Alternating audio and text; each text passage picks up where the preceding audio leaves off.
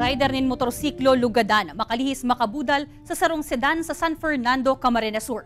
Mantang duwang motorman sa Paracale, Camarines Norte nag-head-on collision, duwa ang irido.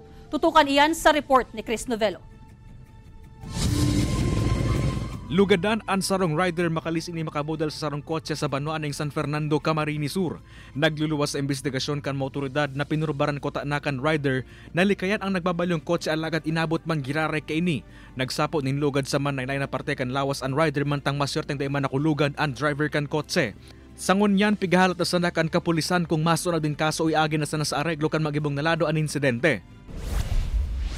Sa Paracale, Camarines Norte, doang motorista man ang lugadan makalis magbanggaan ang mga minamanheho kaining motorsiklo.